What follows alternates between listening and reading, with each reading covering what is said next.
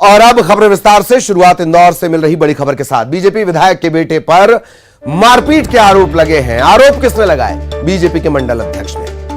मारपीट कर जान से मारने की धमकी दी गई। बीजेपी के राष्ट्रीय अध्यक्ष जेपी नड्डा को शिकायत भेजी गई है। सचिन जायसवानी ने वीडियो जारी किया है, सुरक्षा भी मांगी है। बीजेपी के नगर उपाध्यक्ष हैं एकलव्य सिंह गौड़ और मालिनी गौड़ के बेटे हैं एकलव्य। सोशल मीडिया पर फोटो वगैरह भी डालते रहते हैं हथियारों के साथ। ये देखिए, एकलव्य सिंह गौड़, मालिनी गौड़ के बेटे, इन पर लगा है मारपीट का आरोप और बीजेपी नेता नहीं लगाया है।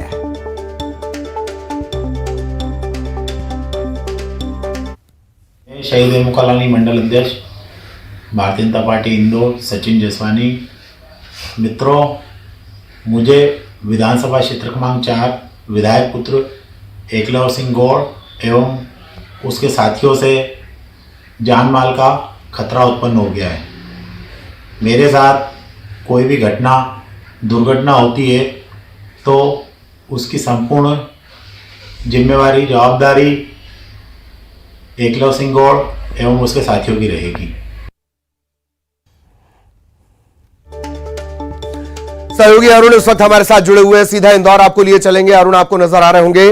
अरुण, घर की लड़ाई बाहर आई जी।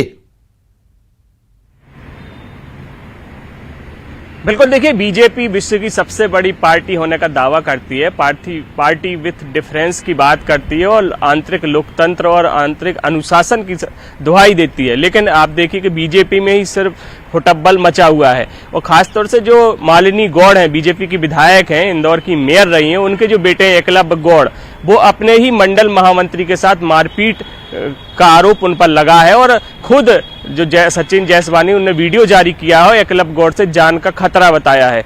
एकलव्य गौड़ की अगर बात की जाए तो बीजेपी के नगर उपाध्यक्ष हैं, अभी फिलहाल पद पे हैं और वो अभी 4 नंबर विधानसभा से अपनी दावेदारी भी कर रहे हैं टिकट के लिए। तो ऐसे में जो ये घटना हुई है, इसमें ये तार होती दिखाई दे रहा है जो अनुशासन बीजेपी का है। इससे अभी 2 दिन पहले भी इनके एकलव्य सिंह गौड़ की एक और शिकायत हुई थी। सन्नी टुटेजा हैं जो भारतीय जनता युवा मोर्चा के नगर उपाध्यक्ष हैं और सिख एसोसिएशन के पदाधिकारी भी हैं। उन्होंने जो अभी बूथ विस्तारक अभियान जो इनका चल रहा है, उसकी मीटिंग के दौरान एकलव्य गौड़ के लोगों ने उनके साथ भी अभद्रता की थी और कहा था कि एकलव्य गौड़ विधायक बनेंगे तो तुम्हारा मर्डर कर देंगे। तो इस तरह ये शिकायत भी बीजेपी ऑफिस में पहुंची थी। तो ये तमाम चीजें हैं जो एकलव्य गौड़ के खिलाफ लगातार चलती रहती है। मारपीट के कई आरोप उन पर लगे हैं। उन पर जो सबसे पहले आरोप जो लगा था, कांग्रेस के जो नेता है अभी नगर निगम चुनाव में सुनील सिंह सोलंकी, उनने भी ये शिकायत की थी कि उनके साथ मारपीट की गई। इसकी के मिश्रा खुद इसकी रिपोर्ट लिखाने थाने पहुंच गए थे।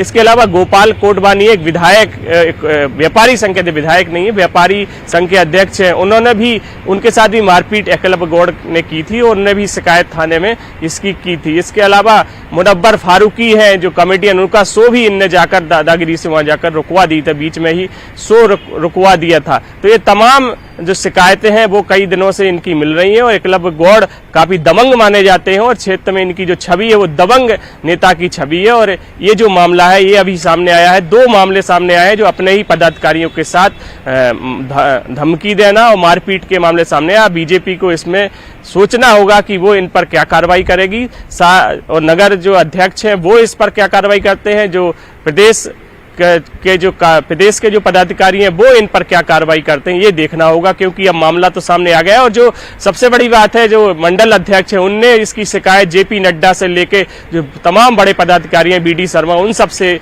इसमें की है। तो ये मामला बहुत गंभीर हो गया है और पार्टी का जो अनुशासन है वो सामने आ गया है, किस तरह का अनुशासन बीजेपी में है। और चुनाव से पहले इस तरह की सिर्फ हुटब्बल से बीजेपी की भी कहीं ना कहीं छवि खराब हो रही है। बिल्कुल बिल्कुल। एक और बात, बहुत बहुत शुक्रिया अरुण आपका इस तमाम जानकारी के लिए। सहयोगी अरुण विस्तार से जानकारी दे रहे थे। और बीजेपी की ये लड़ाई है।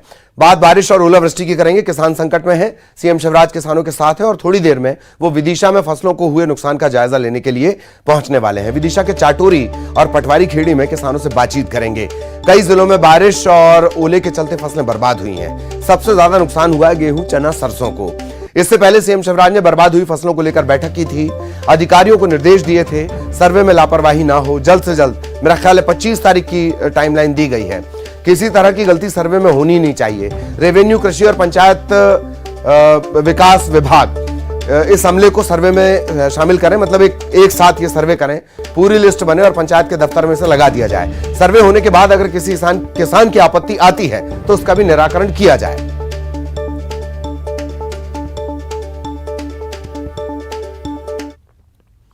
खबर भोपाल से, जहां पीएफआई केस में एटीएस ने पहली चार्जशीट पेश कर दी है। 5000 पन्नों की यह चार्जशीट है और देश के खिलाफ बड़ी साजिश का खुलासा हुआ है। 23 आरोपियों पर देश विरोधी गतिविधियों में शामिल होने का चार्ज लगाया गया है। गिरफ्तारी के 179 दिन बाद यह चार्जशीट पेश की गई है। अभी भी 100 से ज्यादा पीएफआई मेंबर हैं जो एटीएस की रडार पर हैं।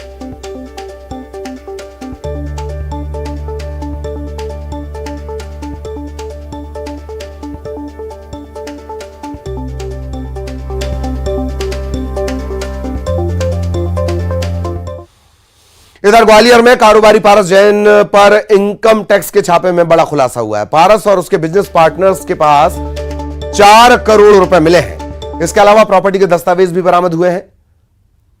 खरीद फरोख्त के दौरान करोड़ों रुपए की टैक्स चोरी की बात सामने आई है।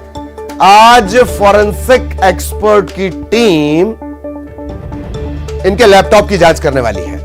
इंदौर, भोपाल, जबलपुर, ग्वालियर, रायपुर, बिलासपुर, इन तमाम जगहों पर 100 से ज्यादा अधिकारियों की टीम ने एक साथ दबिश दी थी।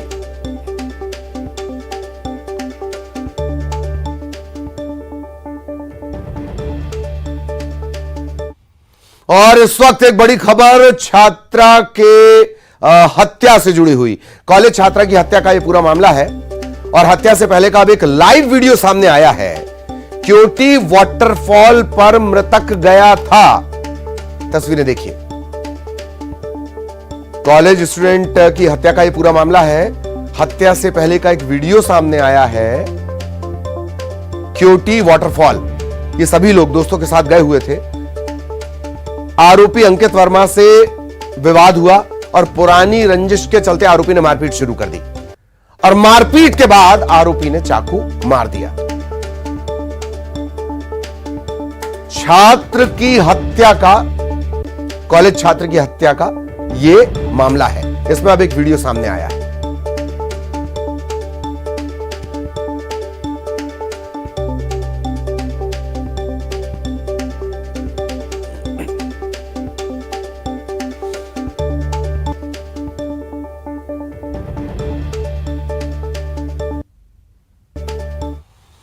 बड़ी खबर मिल रही है बिलासपुर से। खतरनाक ड्रग्स के साथ एक व्यक्ति को गिरफ्तार किया गया। तारबहार के पास पुलिस ने इसे पकड़ा है। इसके पास से 5.93 ग्राम मेथाम्फेटामाइन जब्त किया गया। मेथाम्फेटामाइन जब्त किया गया है और इसकी कीमत 90,000 से ज्यादा है। कुछ ग्राम ये भले ही है पर इसकी कीमत है 90,000 से ज्यादा। आरोपी का नाम है ओम कुमार जाटव, राजस्थान का रहने वाला है। किसे बेचने आया था, पुलिस तलाश कर रही है।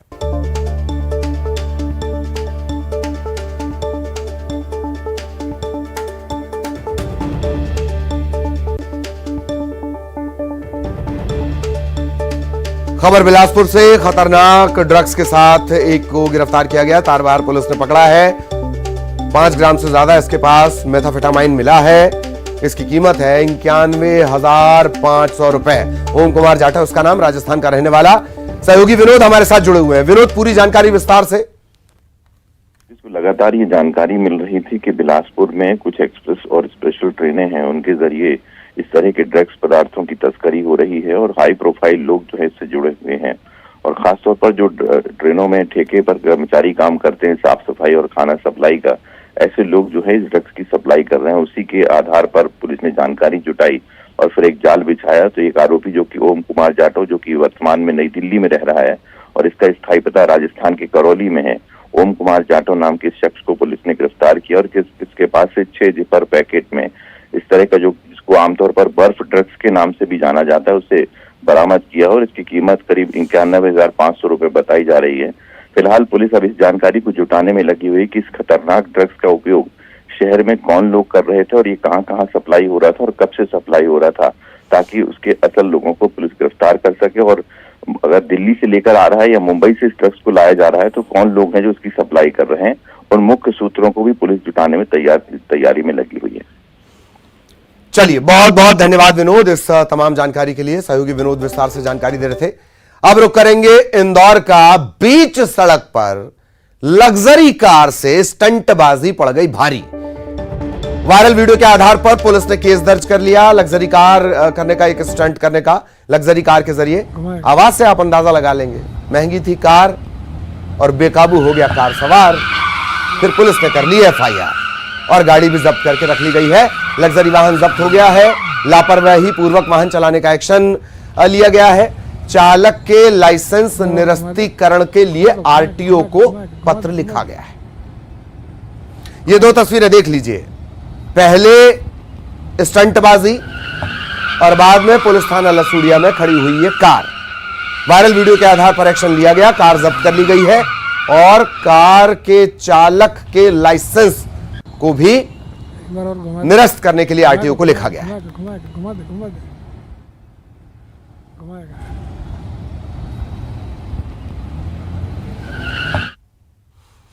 और अब खबर रायपुर से। आज रायपुर नगर निगम का बजट पेश होना है। राजधानी वासियों को कई बड़ी सौगात मिल सकती हैं। महापौर एजाज ढेबर सुबह 11 बजे बजट पेश करेंगे। बजट से पहले मां काली के दर्शन करेंगे महापौर एजाज ढेबर। सुबह 10 बजे आकाशवाणी स्थित काली माता मंदिर पहुंचेंगे। बजट में रोजगार, शिक्षा और स्वास्थ्य पर खास फोकस होगा, ये कहा जा रहा है। तो आज रायपुर नगर निगम का बजट पेश होना है। एजाज ढेबर नाम में मत जाइए, पहले वो मां काली का आशीर्वाद लेंगे। ये किसी चुनौती से कम नहीं है रायपुर नगर निगम का बजट पेश करना। तो मां काली का दर्शन करेंगे। सहयोगी ममता हमारे साथ जुड़ रही है, ममता के पास आपको लिए चलेंगे। और ममता, क्या कुछ आज इस बजट में खास हो सकता है? कोई आंकड़ा अगर पता चल पाया हो तो वो भी बताएं ममता।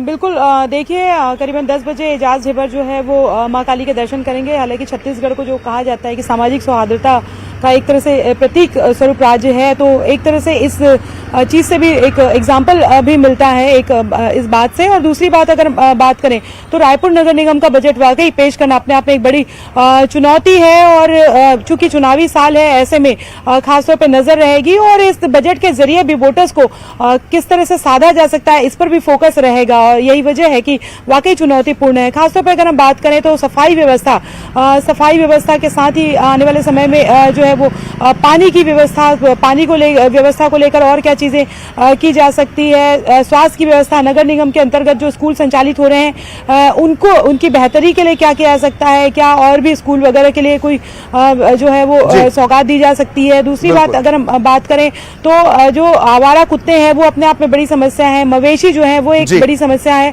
तो ये इन तमाम चीजों पर नजर रहेगी। और इसके साथ ही जी बिल्कुल बिल्कुल ममता, आप हमारे साथ बने रहे। जरा एक और बड़ी खबर मिल रही है इस वक्त मौसम विभाग से जुड़ी हुई।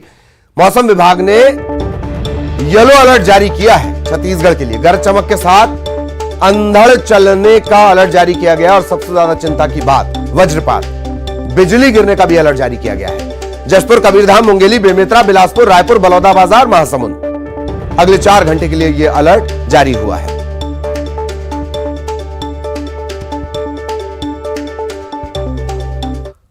और सहयोगी ममता लगातार हमारे साथ बनी हुई है।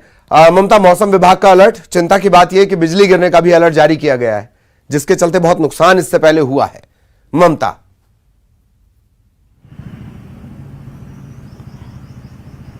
बिल्कुल, देखिए छत्तीसगढ़ में द्रोणिका के असर से लगातार मौसम जो है बदला हुआ है। राजधानी रायपुर में भी सुबह से लगातार बारिश होती रही, अंधड़ और बिजली भी चमक रही थी। इसी तरीके से अगर हम बात करें तो दक्षिण बस्तर में भी लगातार बारिश हो रही है।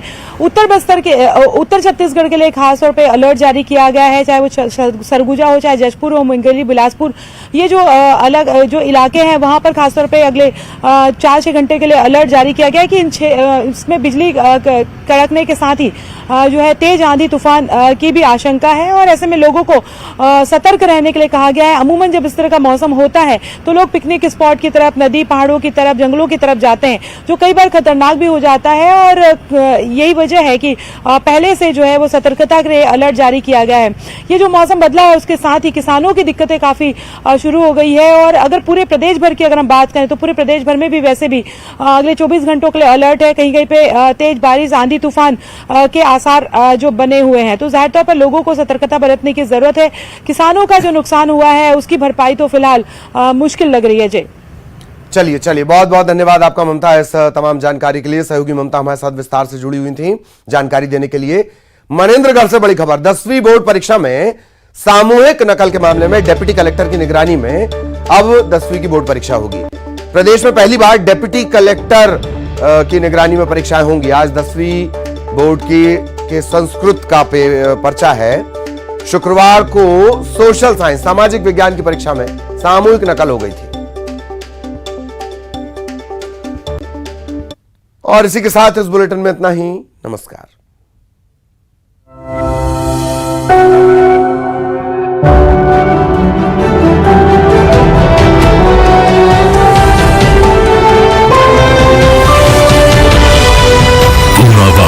FinCorp presents News 18 Rising India Real Heroes। चलता रहा है